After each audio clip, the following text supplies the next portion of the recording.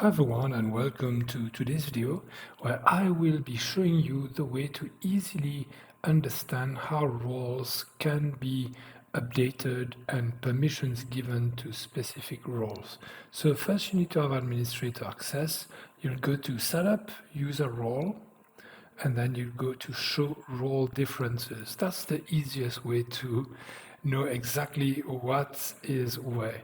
So the role that you're going to choose for the base role is administrator, and then you're going to scroll down and find the role that maybe you customized and you want to add something on. So for example, this one, and you click on show. If you click on only show differences, it's going to be easier for you. So you're not going to see everything. So this is where the administrator permission is. You see here it's set on full, for example, access to transaction numbering audit log. This is full here, this is none on this role. So what you're going to do now is you're going to click on the user role on setup, okay? And on the role itself, you're going to go to the list section.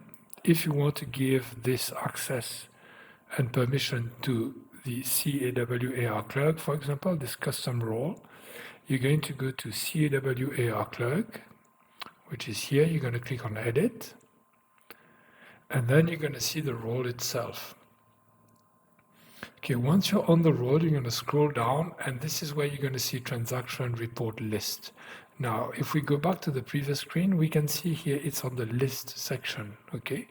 So if we go back to the role that we're trying to edit, we go on the list section, okay? And here I'm going to look for the name of this permission, access to transaction numbering, for example. Okay, so I'm going to come here and go access to transaction numbering, and then I can decide what the user is going to be able to do with it. Just view it, maybe see and be able to create new ones, see, create, and potentially modify what's been done or even delete. So if I only click on view, the person is going to be able to view the access transaction numbering audit log. Okay, I just have to save this. I don't have to update the role on the employee record. As long as the employee has access to the role, they will need to log out and log back in again to see the change. So there's another thing you need to understand. Some things that you might enable on the role or permission may not be showing on the employee's dashboard.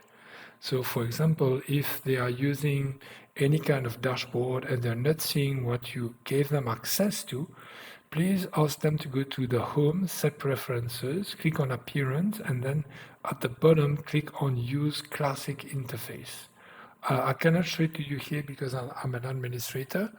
So let me see if I can show it to you as a different role, for example, HR manager.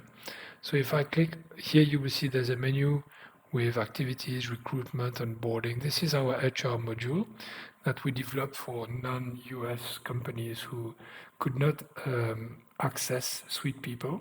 So let me go to Home Set Preferences.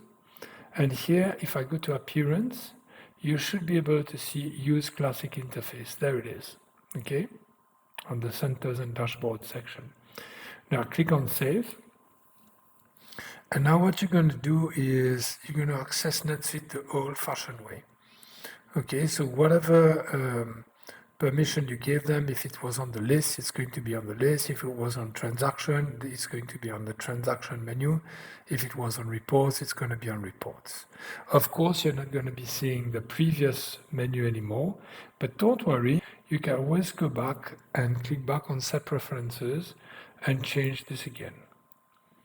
So what I like to do is ask my administrator to give me this whatever feature that was activated by adding it to the dashboard that I'm using. So if it was supposed to be within recruitments, for example, which is a custom